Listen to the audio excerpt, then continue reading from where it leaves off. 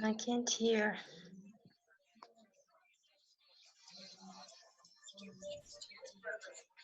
Neither do I. Yeah.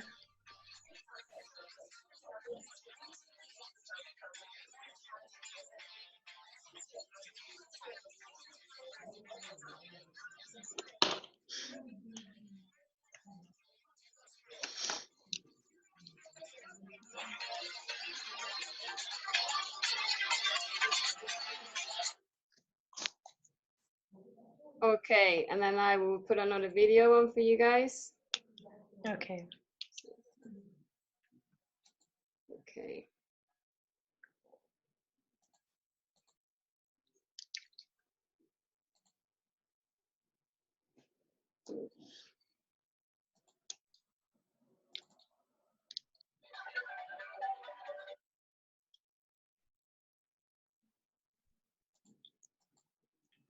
Okay.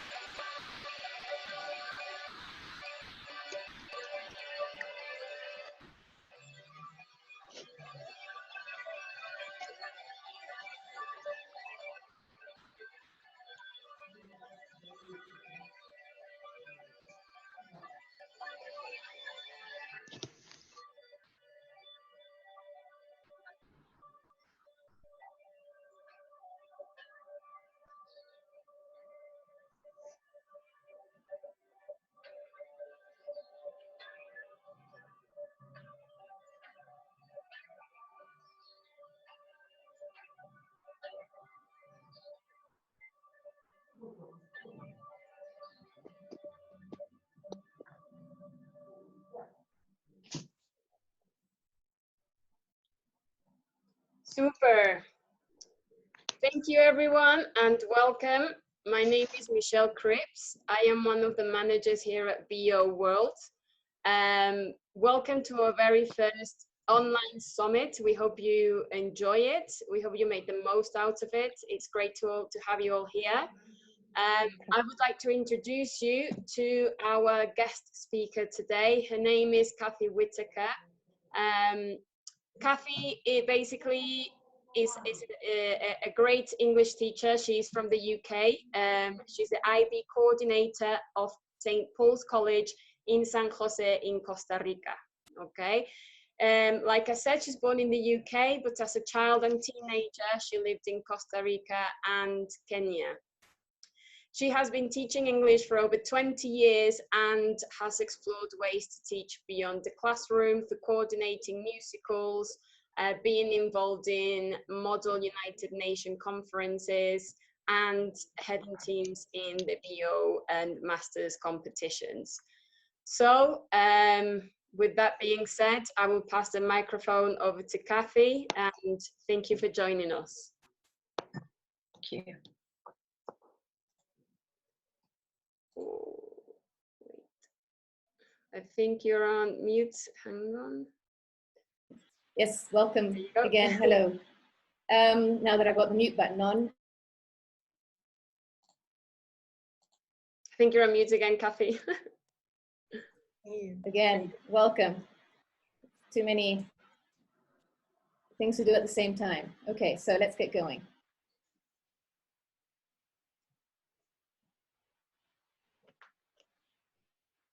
Do we have the screen that says timeless and timely teaching? I hope so.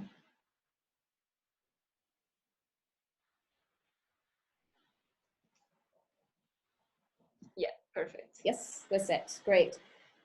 Well, I would like to officially welcome you fellow travelers to a time that we can share together and in which I hope to be able to share with you what I have learned on my journey through teaching, through classrooms, through students, and through my own experience of what it is to teach. Before we begin our journey though, for me it's always really important to just take a moment to take a deep breath. That settles us. It allows us to bring ourselves to the here and now. It also allows us to be present so that all that is being said, shared, and the connections that we are making, even if they're not literal, physical, they are certainly virtual. And it's important to state that it never ceases to amaze me how our journeys converge at these types of events. What amazes me still more is that we're doing it virtually, remotely, from all different parts of the world. I just find that absolutely mind-blowing. I hope you can see the enormity of the moment. Not only are we here sharing, but it is because of unprecedented times that I have also found myself looking to find new avenues to put into practice as the classroom goes digital. So our paths have crossed here today on our individual journeys and our teaching journeys. And my hope is that my journey up until this point will serve you and encourage you to keep inspiring and leading our young travelers to take the road that is untraveled. It's no longer the road less traveled. It's a road that is untraveled, and it's unprecedented, and we are leading the way in our classrooms. So now more than ever, in these unprecedented times, we're being invited to take a journey of introspection and explore new territories, and that is what has led me to be here today with you. And for this, I would like to express my gratitude to the organizers, for I feel it's a real privilege to be able to share my experiences. It's not a daily event, certainly as we're always dealing with the lives of others, but certainly I decided to take the time and the challenge, and I think it's particularly significant given the situation. And I want to thank all those involved in making this moment a reality, and to recognize the vision and the drive to bring us together at such a crucial time. So, teaching is my passion. Basically, that's what it comes down to. And over the years, which have been 20 years or so of this journey of teaching, I've come to try to understand how to best reach students and how best to prepare them for the future. I set out as a university teacher here in Costa Rica. I soon found that the minds I wanted to mold were not those of the students at universities, if not those whose minds were still eager and open to learning. And so I found myself teaching English and humanities to 9th graders, who luckily soon forgave me for my British ways, my accent, and they joined me on the path of discovery that I'm now going to share with you today. What continues to amaze me is that I have learned just as much from my students as I have from the journey that I've been on. It's not a journey that one does one by oneself, if one is open and listening and willing to bring students to the table. They have so much to share, so much to give. And they, in fact, without even knowing it, are already becoming the leaders that we need in the future. But they need us with our timeless wisdom and our timely skills to be able to take on the challenges that will appear and those that are becoming more and more present. So for me, if there's anything that I would like to leave today, it is the fact that we must make a space and time for students at the table where we're making decisions on activities, making decisions on what goes on in our schools and what goes on in our classrooms. So we're always on a journey, and there are journeys within journeys. And one of these journeys is the quest that I've been on, which is to try and find ways to reach students with possibly skills and values that they find outdated, but in fact they're not. They continue to be absolutely essential for where we're going and for our democracy and for our lives and for the future of this planet. And so the path that I want to take you on today, and I hope will allow us to shed some light on, is a journey that's going to hopefully answer a couple of questions that, as you can see on the screen here, are how can we be transcendental in our teaching? How can we be truly meaningful in what we do in our classrooms and what we do in our schools? So what I'd like to do is to prepare ourselves for this journey now, and once we leave and once we go back to our classrooms, whether eventually, well, hopefully soon we'll be back in our schools, but certainly for the foreseeable future from this perspective. What is it that we need to carry? What is it that they need to carry? We've got to be prepared with tools that are going to push the journey to greater heights. So we've got to have skills that are going to be needed at particular times that they can use at timely moments in appropriate situations to achieve certain goals. So just so that we're clear on what it is that I mean by timeless and timely, I was went to the dictionary. I looked up lexico powered by Oxford, and it tells us that timeless is something that's not affected by the passage of time, something that does not change with the fashions and the fads. So we're talking about human connection, we're talking about human values and principles, we're talking about self-mastery, we're talking about validation of others, we're talking about connection between heart and mind. There's so many timeless aspects of our existence that I believe we forget and we belittle. And so I want today to be able to bring them up to the surface and show how important they are. Timely, according to Lexico powered by Oxford, is an adjective that defines something that is done or is occurring at a favorable or useful time. It's opportune.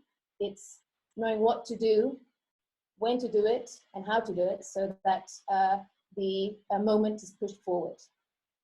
So anything timely that I would like to refer to today is how we approach our learning, how we learning of our students, how we approach the teaching, how are we going to have more effective language classes, how are we going to allow our students to be able to have stronger language skills, to use the technology the technology skillfully and appropriately, and so could go as far as student empowerment in my eyes.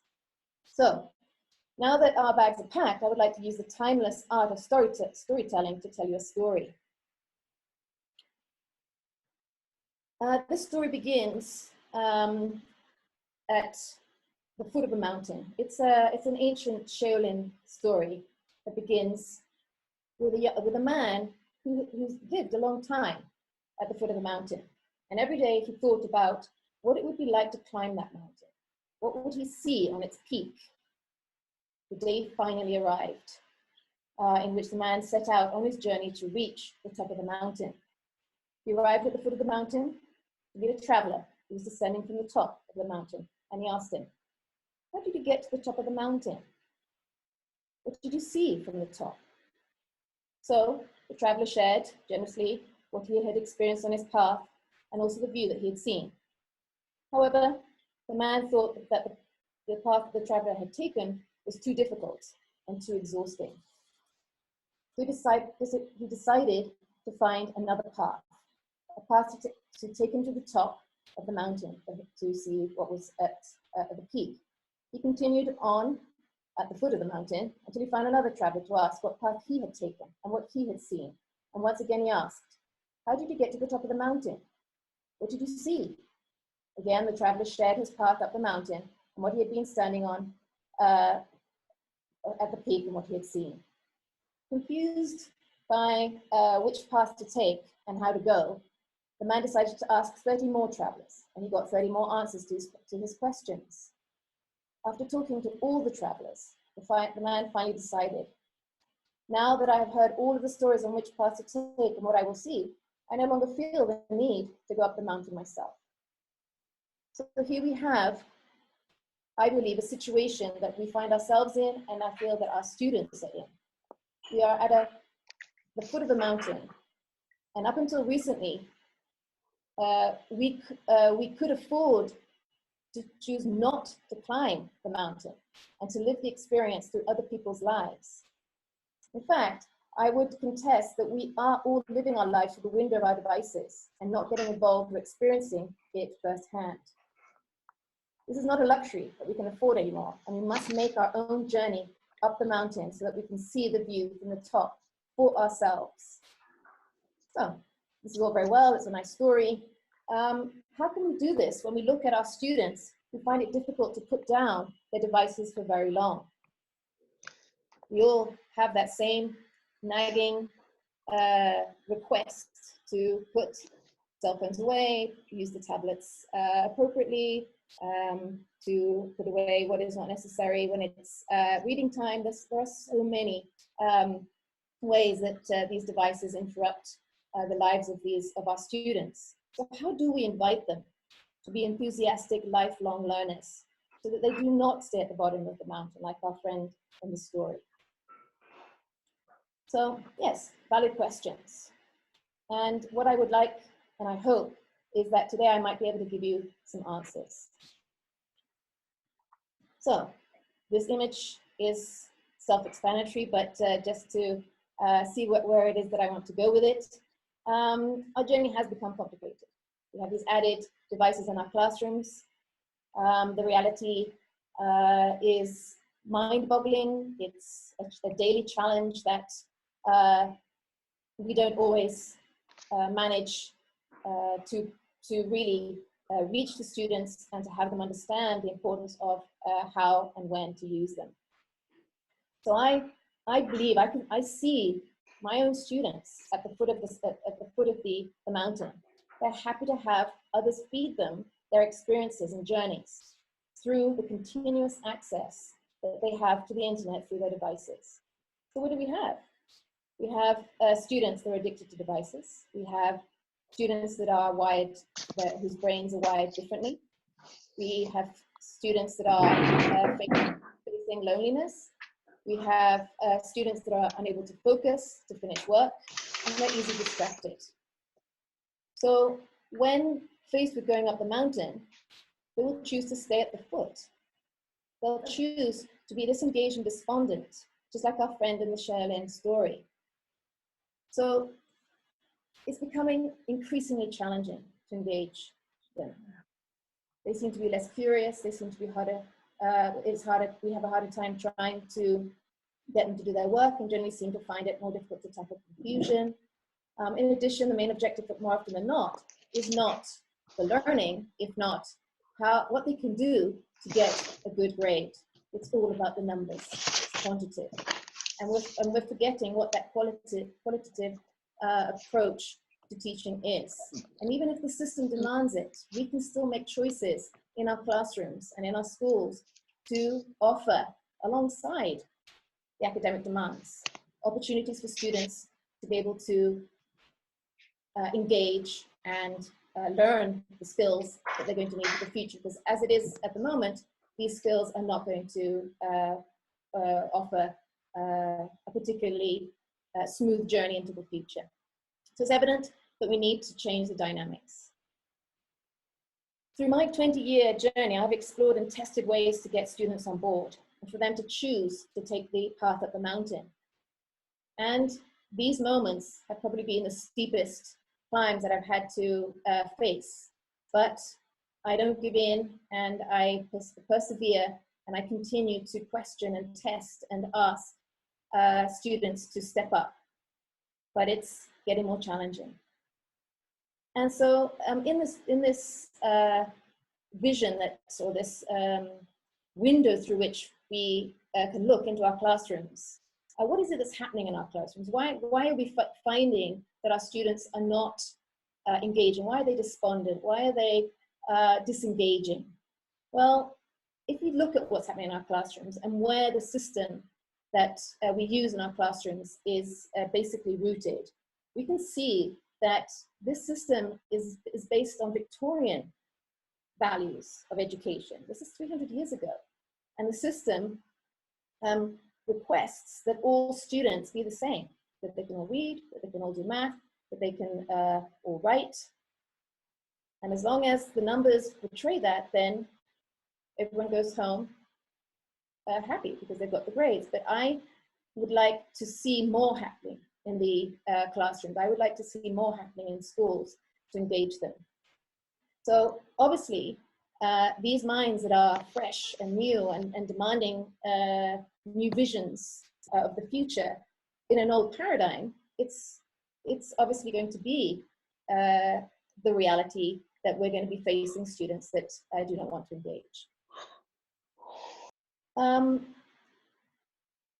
It's just imperative. I can't, and it's easy to say, I know, it's the dynamics must change, but these dynamics will only change if we are prepared to move away from the foot of the mountain and face our fears and test our capacity as teachers and bring new ideas into the classroom and make them effective and keep repeating them and improving them as we find that possibly they didn't work, or maybe we have to teach the students to be able to discourse in a civil fashion. There are so many different skills that need to be worked on, particularly when we face what the future, supposedly according to some experts, is going to look like. So what I'd like to do is just take a sidestep and look at what is happening, or what Forbes in this case is putting forward as where our students will be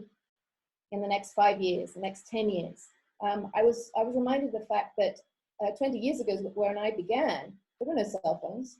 Computers, obviously there were, but they weren't in the classrooms. And so in 20 years, which is not a lot of time, when our students are going to be leaders and decision makers, they're going to need skills that we can't even imagine. So the future is unpredictable.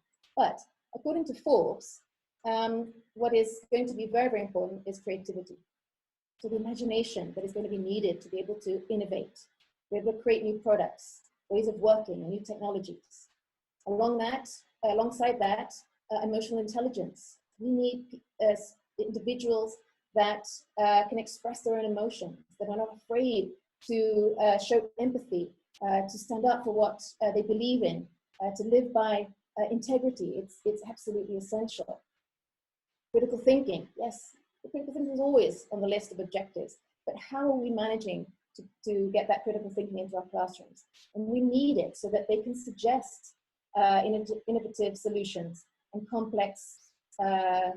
solve complex problems that arise in the workplace and in their lives. Active learning with a growth mindset.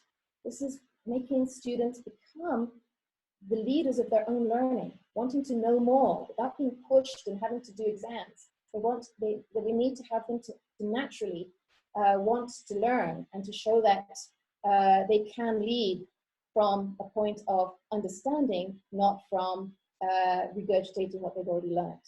So judgment and decision making, based on the same idea. How can you pass judgment on any decision if you haven't done the reading, you haven't explained, you haven't actually explored it yourself and experienced it in your own life? Interpersonal communications, absolutely essential to be able to say the right things, to be able to know how a person is feeling, accommodate one's own individual emotions, to be able to not hurt other people. It's also key. It's also through our body language that we connect. And so all this needs to be taught.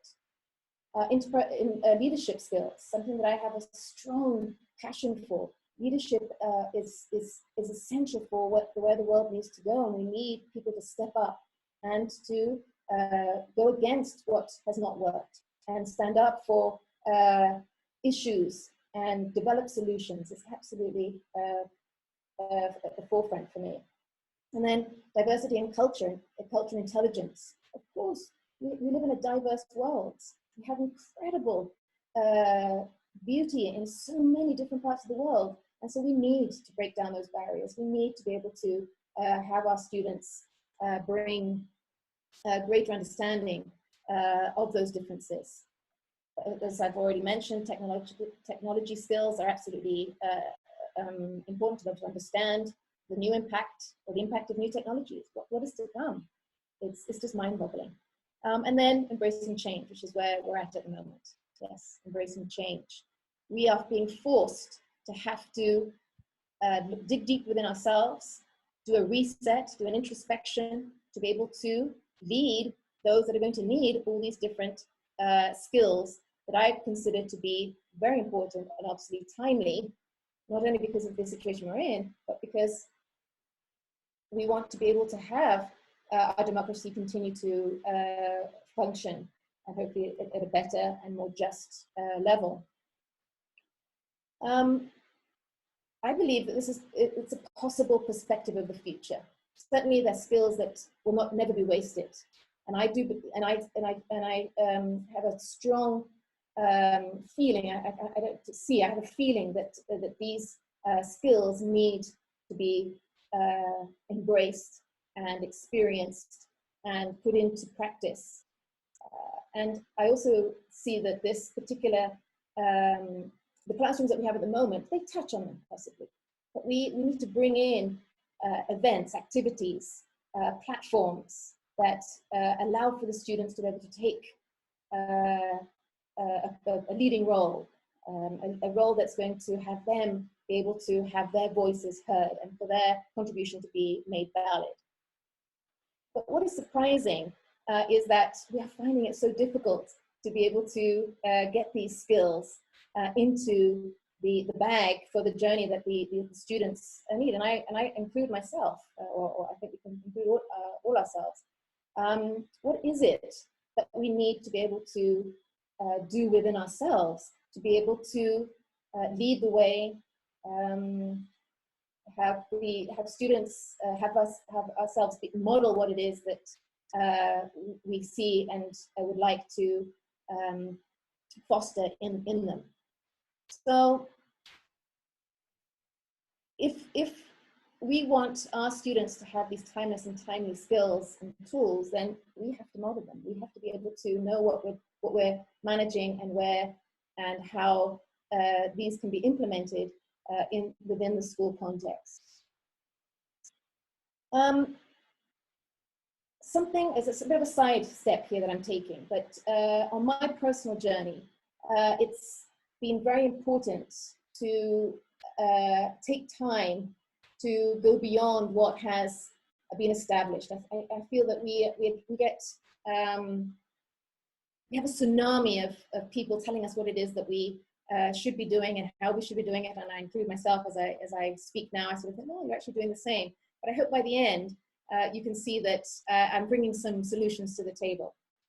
And this particular Dr. Joe Dispenza, who I spent a lot of time listening to and reading about, he really hit the nail on the head when he said that we're at a time in history where it is not enough just to know. The philosophical ideas that bounce around our heads and that we can learn about and gather from our school books and from people talking to us. It's valid, but it's no longer timely. We are now in a time in history where we need to know how. So how is it that we're going to invite our students to start their journey up the mountain? What we need to see is that learning needs to be accompanied by experiencing. And this will allow us to have what is expected with the philosophical ideas and the knowledge that they should know, and couple it with their own individual insight and views and feelings of having journeyed through the experience. So we're at a point where knowing how is absolutely important.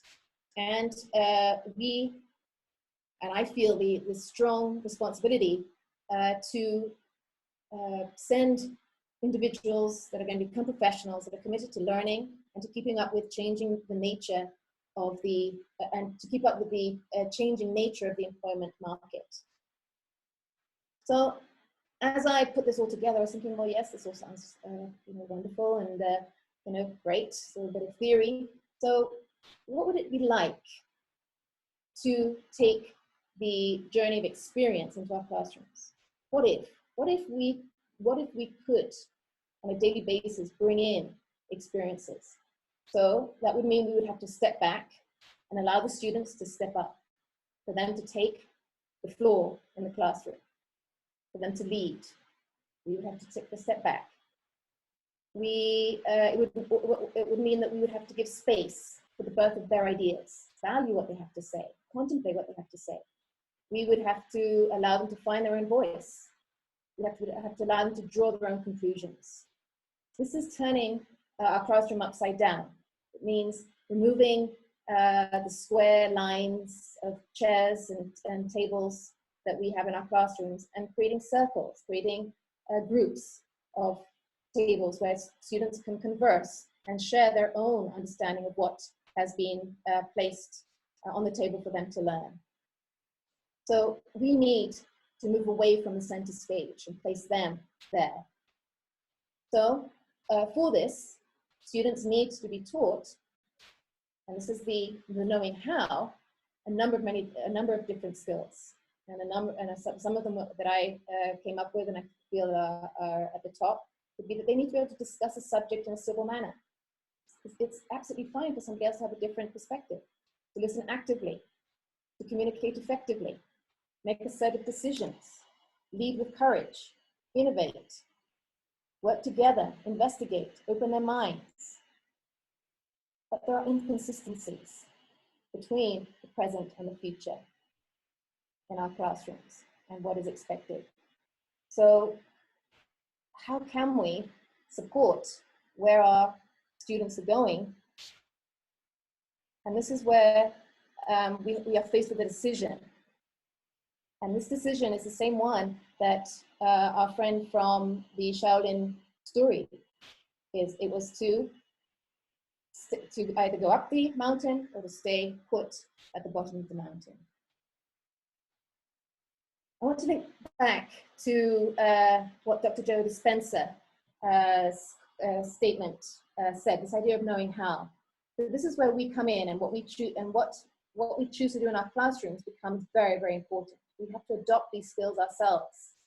We need to be able to put learning into motion. We need to find approaches that are going to let the learning happen. So we need to salute learning and allow the students to discover their path. It's a starting point with the skills that they will need for the journey. So if we look into what is available to us at the moment, I've taken two that I know are very much part of the teaching of, or the skills of how to teach. So this knowing how can we put it down in a more theoretical context where we can actually get the students and begin to get the students to experience the knowledge, to have the skills of knowing how to achieve a particular goal. So I'm sure you're very familiar with them. There's the student-centered learning, which is based on inquiry, investigation, where they work in groups. So there's the cooperative aspect of the learning, but it's very much where they take control of their learning through the, or accompanied by the teacher as they journey through their own exploration of their abilities and what it is they've been set out to learn. So one of the, I'm suggesting here there are many very effective ways of bringing literally the students to the table is the Hotness Method, which is very much like the Socratic method, where the tables are arranged in a circular fashion or an oval fashion where nobody is at the head. There is no one leading as such. If not, there is a system by which they allow themselves to express what they have to say, where they can discuss and give their opinion freely about what their view is, where they can bring interesting perspectives on the same subject. So I use debate a lot in my classroom.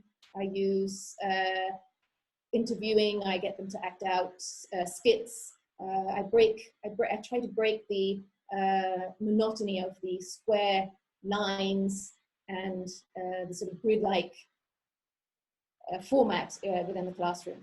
The other point I wanted to make or bring to the table is the project-based learning. Once again, very fashionable term, but what is it? What does it look like? Well, I thought I would, I've taken it from the School in the Cloud. It's an idea of bringing learning into the virtual realm. And it's asking big questions, such as what happens to the air we breathe? So they go off and do their own investigation. What does a science teacher want? Wants them to understand how oxygen and carbon dioxide enter the body and leave the body and all the chemical process that exists related to that. And of course, they will learn exactly what the teacher would have told them, but it will be a format in which they will own the information.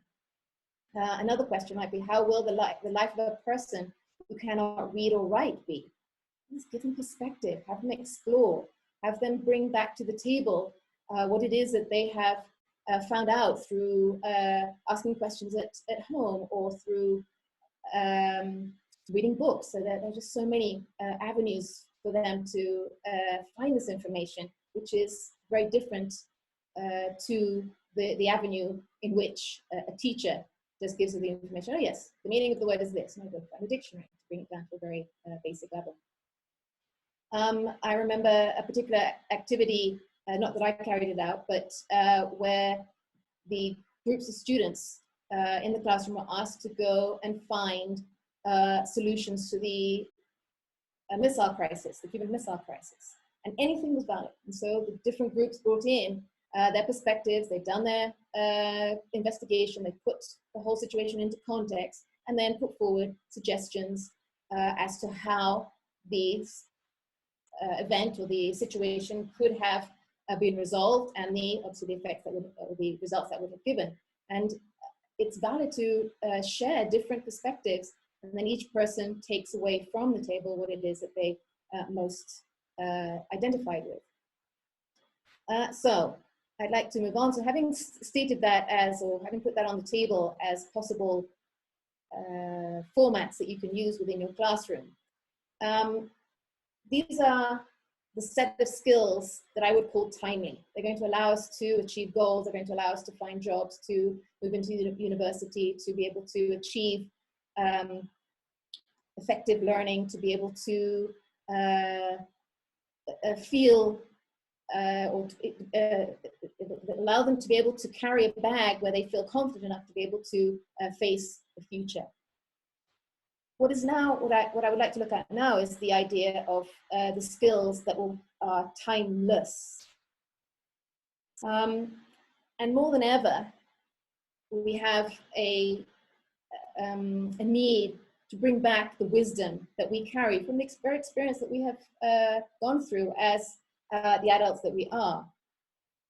And so I would like to put forward that it's absolutely a must that old-aged human values be put back into the classroom without shame, without belittling or demeaning what the true value is. It's not sufficient just to put them on a board and have them sort of be glanced at, if you're lucky, as a student flies by, generally looking at their phone, so it's probably completely missed. So they have to be brought back, or the students have to be brought into situations where they're going to have to test their character and test and put into action. So something as basic for us, something as basic, imagine every time you go into a classroom, the power of greeting, the genuine greeting at the beginning of each class. Look around, take a deep breath, engage. How is everybody? We tend to just sort of perfunctorily just say the word and yes, let's move on. No, really genuinely engage. Be mindful at the moment of doing it. Imagine eye contact that connects, where there's a true understanding of the being that you're looking at, where there's true contact with the journey that particular person is coursing. Imagine empathy that restores hope. Imagine congratulating a person on showing integrity. It's just, there are so many opportunities in our classroom to be able to uphold these timeless values that I feel that we need to be able to pack into our bags and theirs as we journey through the experience of life and learning and teaching. Just recently, I was struck by how important it is that we validate each person. A lot of people, and this is Oprah speaking, this is quoting her, she found that in all her interviews of many, many years, she found that what it all boiled down to and what we're all looking for is validation. We're looking to be recognized, to be seen, to be taken into account. And when we're just a mass of students sitting in a grid, that's not possible. We have to be able to sit at the table with them and be able to course the journey with alongside them. And so when we acknowledge another person for who they are, we build motivation and commitment. When we build a rapport with a person, we give them a push to be able to, into a state of feeling that life is worth it, that there is a point to all that we do on a routine basis. There is a point to all that is done in the classroom. I'd like to take another side step and just share with you a timeless skill set that I think needs to, or I found very, very useful, and that is the journey of consciousness development. It's so important to be mindful. And basically, it's the timeless art of breathing.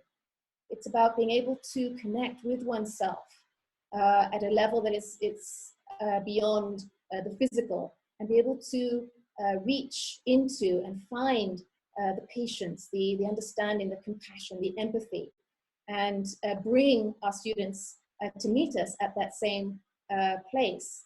And so I would push you as a way to be able to find that timelessness within your skill set, a journey into the art of being mindful, and I term it consciousness development. And it really is a journey that has brought the capacity to put one's own ego and one's own wishes and aside for a time and be able to connect with another human being.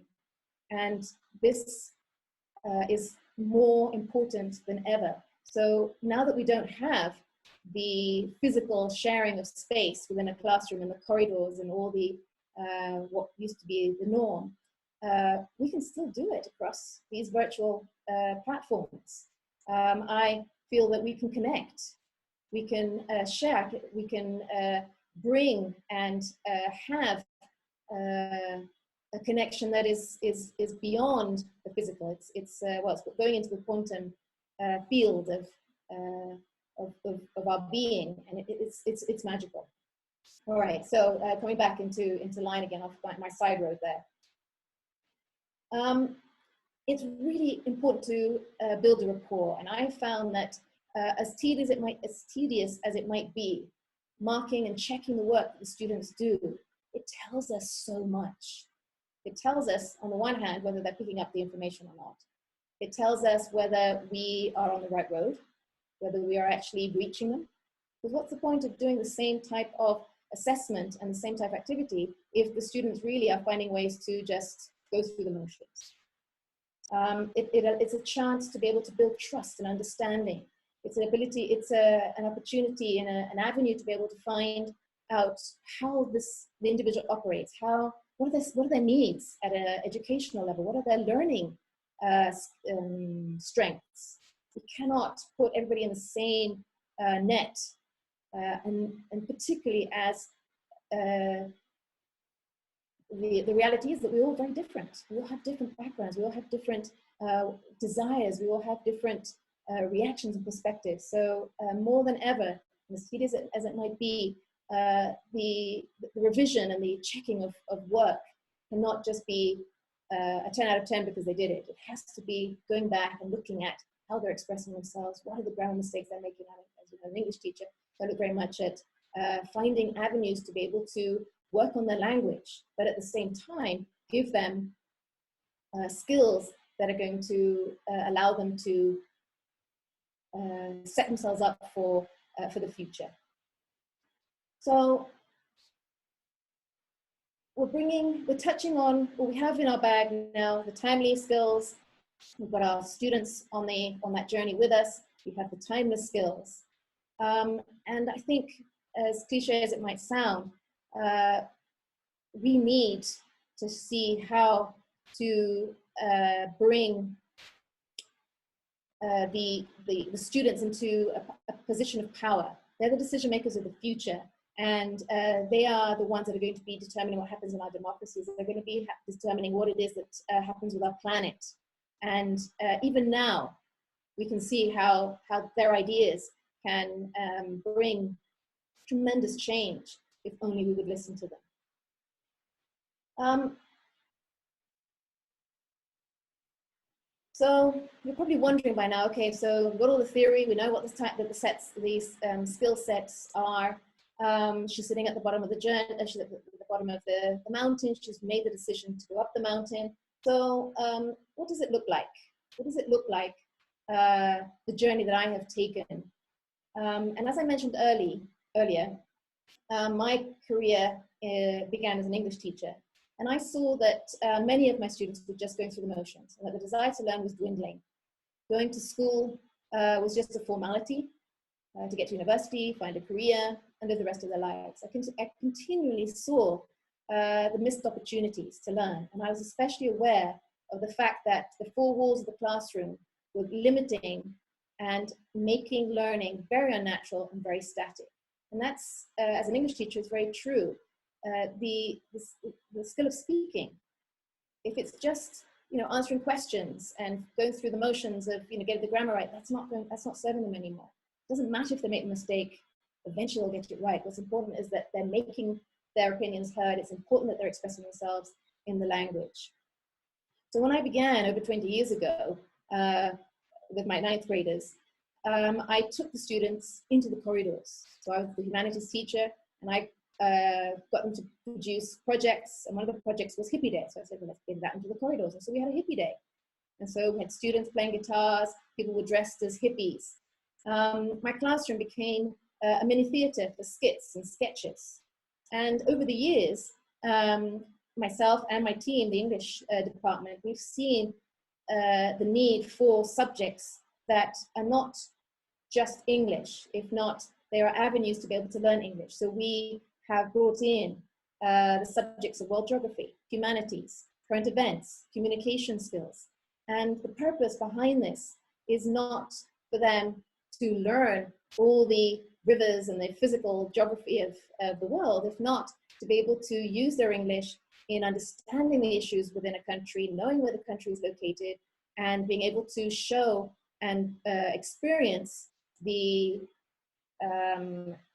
challenges of being a delegate in a debate representing a country such as Fiji. It's amazing how they will stand up to the challenge, and they will look and investigate and take hold of that position and bring it to the classroom. Humanities, studying civilization. It's not about knowing all the ins and outs and what humanities is, if not an avenue or a window to be able to take English to another level in a much more meaningful way. Current events, it's self-explanatory. Communication skills, the same. Looking to offer them, looking to offer them activities that will give them the skill set that is needed. So we have found, and we've the students have come back to us, and they tell us that it's great to be able to have English in these other subjects, and so their English skills increase. They become bilingual, biliterate, and this has taken us to make even more adventurous and courageous decisions. Another subject that I, as a love that I have, is drama. Drama has worked very well. Drama is an opportunity for them to completely break with the squareness and the grid type classroom. They come into my classroom and the chairs are all against the wall, and we work from pronunciation, intonation, and voice projection, and interpretation of roles at a student level. We're not a professional theatre company, but to be able to get them to see that they can break and break the chains of routine and become somebody else, and explore and become vulnerable within the school, within the class environment. So those are ways that English can be brought in, but also how skills can be developed beyond just the English class. Don't get me wrong, I still work on all the 4 skills in my English class. I still have them read on a daily basis. I still have them work on their tenses. I still have them work on their connectors, all the more square type aspects of teaching English. But as I said before, I find ways to be able to have them use the English in a meaningful setting. So how can we make, or what else have I done in recent days that has shown the capacity, even at a virtual level, to have the students combine what is timeless and timely? Well, as you can see on the screen, this is a piece of work from Monica, who very kindly allowed me to share it with you. I asked them to explore their wishes for the future, to explore who they are, where they're going, and to be able to place it in a visual context. So we've been looking at history of art, looking at how art and literature can combine. So I wanted them to show art and have art express who they are. So obviously, I can't get them to go and take photographs, but I introduced them to Canva.com, which is a great graphic design platform, and combined the introspection, the inner exploration with timely skills, such as being able to use a platform that allows you to create, well, from a vision board, which is what this project was called, to flyers and pamphlets. There's all sorts of possibilities on that particular platform.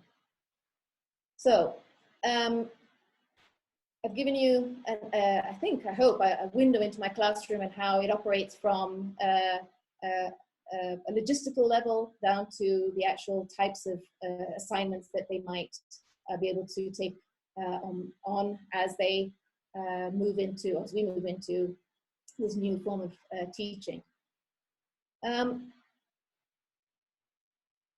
I am now going into the part where I feel that this is why I chose to go on this journey with you today. I feel that I got to a point where what we do in our school, myself and my team, the English department and the music department, needs to be told. It's a journey that needs to be told so that you can learn from it, and you can arrive at your own conclusions and perhaps hopefully take some learning and some skills that you feel that would be very necessary for you and your students. Let me go back a little bit. So I want to bring in how I got to this point. It's 2 weeks back. I'm sitting really at the foot of the mountain. I've done some exploration. I'm beginning to climb up the mountain in this virtual format. And I'm approached by an ex-student, Mauricio. Mauricio sends me a message. He's an alumni. He runs his own business at 22. And he says, "Hey, teacher, I think you need to speak about what you do in your classes because it continues to be important once we leave school." How can I refuse? How can I refuse the vision of a student that out of my classroom sees that what we are doing at our school is bringing effects to his life post high school. So it was really difficult to refuse to come and speak and share what my journey has been. If I look back and I see David, another student who at 14 was quiet and introverted, but now 17 going on 18, he sings like Ernesto de la Cruz from Coco. It was just mind-blowing to see the young guy move from insignificance into discovering an operatic voice. How can I refuse the opportunity to come and share the effects of what this big decision in my life brings? When I look at Eleanor and Monica, who from being dancers have become acting directors, and they lead a cast of peers to put on a show of a lifetime. Again, I can't refuse. There must be something that I need to share. So that's where I'm at the moment. And what I would like now to be able to do is to share with you what this musical, what we've taken on and found and developed at our school and the team that I lead is the magic that musicals bring to the school and also to their level of language, to their skill set, both timeless and timely. It all comes together. And not only that, they want to come to school. They will put down their phones and they will come to school, extra time outside in the gym, dancing, acting, painting, all these different aspects of what it is that we do. So I had to think, okay, what is it that we do? I hadn't really conceived. So let me explain how our musicals have transformed lives and how they offer a place to create, how they offer a place for families, a family of friends to build, and how people or our students are built from the inside out. And it's a way to be able to see them learning and experiencing and knowing how to be a leader, how to collaborate, how to grow as an individual, how to compromise. There's just so much to be recognized in what is achieved. So we begin the year before the musical. We've now done 15 musicals. 16 will hopefully be this year. It won't be in June as normally planned. It will go on into hopefully the end of the year if we can. And so we, the two eldest groups will sit down and vote on a musical. Once we've done that, then the leading team will go into interviews, job type interviews, at admission, university admission type interviews, where they will explain to us what it is that they are looking for and what they have to offer. We then begin, even before the year has begun, we have sat down as a team, the directing coordinators, and we create a script. We adapt it, we add to it, we change it, we merge screen, theatre and screen scripts together to be able to make it work for us. Once we begin the new year, we go into auditions. Auditions begin. So the actors and actresses of the school are faced with the challenge of convincing a group of students and a group of teachers that they deserve to be Lumiere, if it's Beauty and the Beast, or in this case, Ren, which was in Footloose of this year, or whether it be Donna in Mamma Mia. There are so many different possibilities. And so once the cast has been established, they begin to rehearse. They begin to get their choreographies together. They begin to build choreographies that are going to work for the big finale. They begin to create the stage set. They begin to create the bigger pieces on the stage set. They practice and rehearse. The musicians are practicing great pieces of music to be able to play live and to accompany the singers. And then finally the big day comes and it's all ready. It takes 4 months. But that's not what's important. The performance is not what is important. What is important is the journey and all that they learn through that experience, through making new friends, through the hardships of not getting an audition that perhaps you wanted to win, having to face long scripts, having to face demanding directors. There's so many different aspects to the whole journey. And it's almost a universe in itself. The universe where each individual is learning and taking and giving what they can, and hopefully feeling that they belong and can give of themselves to make it all a reality. I find it interesting, the irony that exists here. I'm asking, or we ask our students to learn long lines and take on all these different challenges, and the tables are turning. It's now myself having to find ways to be able to lead from a different perspective. But that doesn't take away that they're still learning these skills of time management, of leadership, of showing the way forward, and what's most important, that it is firsthand. I would like just to show that we don't only work with musicals. It's also a format that we use for Model United Nations. The different committees, we have 8 different committees which are run by the students. They set the topics, they write the study guides, they lead a committee of 30, they make decisions on who's the best delegate. Again, the same format. This goes also for BEO and Masters. Teams that we've taken that have been able to hone those skills to be able to show that it's not just a one-time experience or one-time show of skill. It's in fact part of the luggage or the bag that they're carrying. And as Mauricio very much had me see, it is an essential part of what it is that they take away with them when they leave the school. It's these activities, although they're outside the classroom, they actually work within the classroom as well. The motivation that is generated, the ability to use language, particularly English, as is my interest, is just magical. And to wrap up, I hope that the progression that I've achieved through the talk or the conference allows you to see how the theory is all very well, the knowing is all very well, but it's the knowing how. And I hope that I've been able to share with you how knowing, or the shape that it can take within a school setting, within a classroom setting.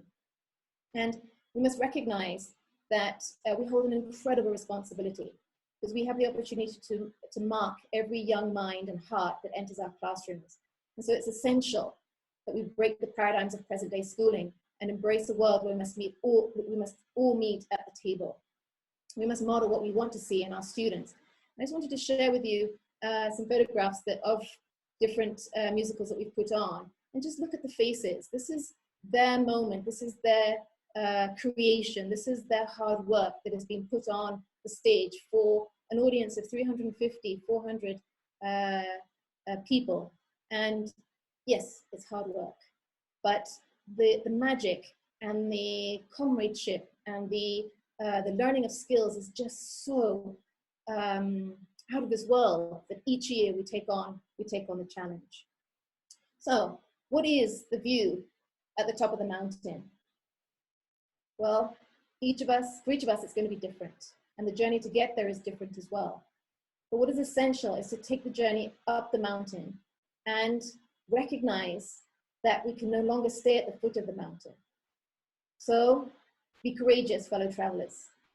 The possibilities are limitless. But with a bag full of timeless values and timely skills, I'm absolutely sure that you and your students will find the way to reach the clarity and magic that awaits. So with that, I thank you for paying attention and following me through what I have experienced. And I've led you up my journey to the top, and it's limitless. There is no saying what there is out there, but we can create it. And that's what I think is timely today, is to know that we can create. Because if we sit around and do nothing, nothing will appear. We must create and be the ones to lead the way. So I thank you very much for following me and joining me on this journey. I don't know if thank you, back? Cathy. Yes? Yeah, I'm here. Thank you very much. Very, very insightful, very, very interesting. Thank you very much for your time. I'd just like to ask if anybody has any questions or would like to add anything, please raise your hand, or you can chat on the little screen on the right hand side. If anybody wants some questions, I think we have one here. Okay, sorry if I pronounce your name wrong, but Abdeslam says, how much are we prepared for any future anticipated and unchanging event to better serve our community successfully? It's just a statement she's saying. It is very interesting. Yeah, Argentina just saying thank you for the information in a short time, and basically just wanted to say thank you. But yeah, if anybody else has any questions or wants to add anything, feel free to do so. If not, then we can wrap up. I think that's great. Well, I thank you for the opportunity. Yeah. Yes. No worries. Yeah, that's great. Thank you very much, Cathy. Thank you. And thank you for joining us. Thank you, everybody, for joining us. Again, a great conference. And I think each single one of us will take away something great from it. Thank you. Thank you for the opportunity. Thank you. Bye-bye. Bye-bye then. Bye. Bye-bye. Bye-bye now. Bye. Bye-bye.